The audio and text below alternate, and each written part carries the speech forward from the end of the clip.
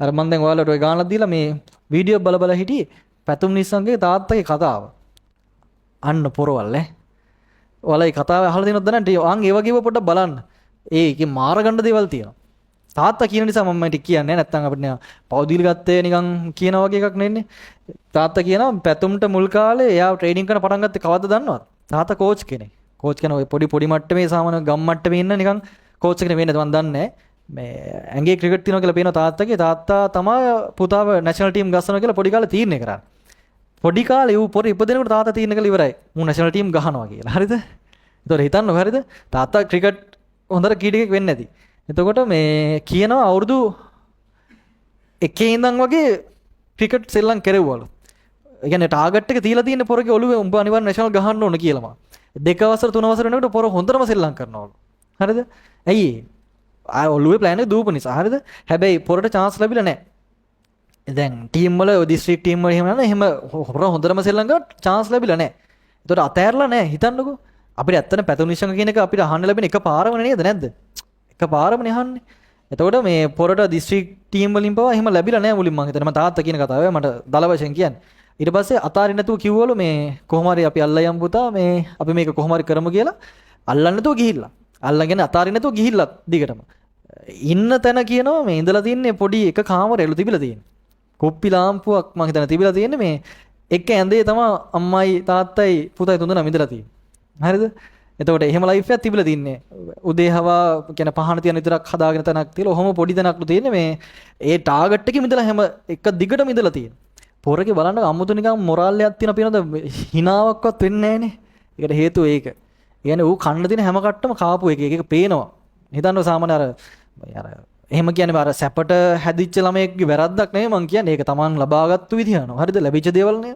හැබැයි පොරගේ අර කට්ට කාපු ගතිය පේනවා මේ මොරාල් එකෙන්. කොහොමද මේ ඇක්ෂන් එක නේ? කියවන්න ඕන තරම් ඔයාලා මට ඇහෙන්නේ නැහැ. අවසන් මොකද කරන්නේ? නිශ්ශබ්දව තමයි මම පිළිතුරු දෙන්නේ. ඒක කියන්නේ ඒකනේ. ඕන තරම් කියවන්න මට ඇහෙන්නේ නැහැ. නිශ්ශබ්දව තමයි මම පිළිතුරු දෙන්නේ. කාලේ කොච්චර කල්ලන් ඉන්නේ නැද්ද? කොච්චර කටු ගන්න නැද්ද? කියනවා අඳින්න ඇඳුම තිබිලා නැහැ කියලා කියනවා. දැන් ප්‍රැක්ටිස් කරන්න තියෙන එක ඇඳුමයිලු. සපත් දෙක එක අවුරුද්දක් දැම්මලු. සපත් අපි දාන ක්‍රිකට් ශ්‍රී ලංකාවේ සාමාන්‍යයෙන් ෂූස් දෙකේ වටිනාකම අපි දන්නවනේ. එතකොට ෂූස් දෙක කැඩෙනවා, මිදෙනවා. ඕක මහා කර අවුරුද්දක් එකම සපත්තු දානවලු. ඇඳුම දැන් ප්‍රැක්ටිස් කළාට පස්සේ අම්මට හොදන්නත් බැයිලු. ඒක ඇඳුමේ කුණු යවන්න බැයිලු. ඒත් ඒක මනිත් දවසට අඳිනවලු. කොහොමද ඒ කාලා දින කට්ට? දැන් අද කොහොමද? දැන් කවුද නොදන්නේ පැතුම්මනේ? මම දැක්කා ඔය ක්‍රිකට් කීඩියම ඉන්න ලොකුම පොරවල් පවා මේක දාලා තිබ්බා.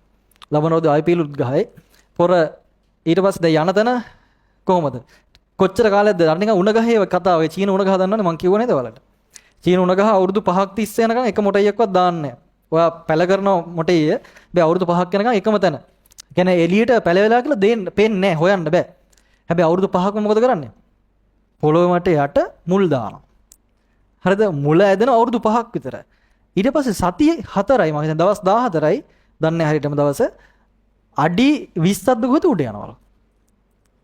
අවුරුදු 5ක් තිස්සේ පොළොව යට තිබ්බේ. පැතුම්ගේ කතාව වගේ තමයි. එළියට එන්න කලින් හෙන්න කට්ටක් කාලා ඔගේ බේස් එක හදන් ඌ ඉස්සලා ටැලන්ට් එක හදාගෙන පත්තු වෙච්ච ගමන් දැන් කොහොමද? පොඩි කාලේ චීන උණ ගහ වගේ.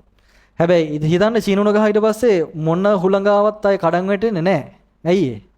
බේස්මන්ට් එක පවර්ෆුල්. අන් ඒ වගේ වෙන්න කියන්නේ වැඩි සද්ද නැහැ.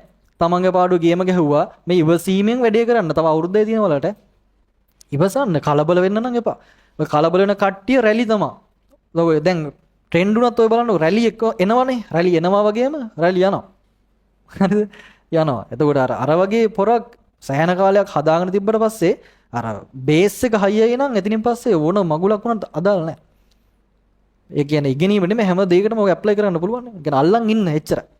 ආයේ කියනවා මේ මුලාමත කරන්න දෙන්නේ නැල්ලු තාත්තා පුතාට. තාත්තා කියන්නේ මේක. හරිද? මම පුතාට මුලාමත කරන්න කවදාවත් දෙන්නේ නැහැ කියලා කියනවා. ඒ කියන්නේ පොර ආපු තැන පොරට මතක තියෙන්න ඕන. ඒක නියමයි. අන්න උදාහරණ ගන්නවා නම් පොරවල්. හරිද? චරිත. සිරාවනම චරිත. පොරගේ ටැලන්ට් එක හොයාගත්තා. ඒක දිගේ ගියා. හරි මේ අවුරුද්දයි තියෙන කලබල වෙන්න බෑ මම කියන්නේ කලබල වෙන්න එපා. ඔයාලට වැඩ ටික ලස්සන දැන් අපි යනවනේ. මේ යන විදිහට කරගෙන පාඩුවේ ලස්සන වැඩ ටික ඉවසීමෙන් හදාගෙන හැම වෙලේම සිහියෙන් ඉන්න ඔය මොංගල් පිස්සු වගේ ඉන්න එපා. හරිද? කියන්නේ ඔය ට්‍රැක් පන්න ගන්න එපා. දැන් ඔයාලා මේ බැරි වෙන්න හේතුවක් නැහැ ළමයි. ඔයාලා හැමෝටම පුළුවන්.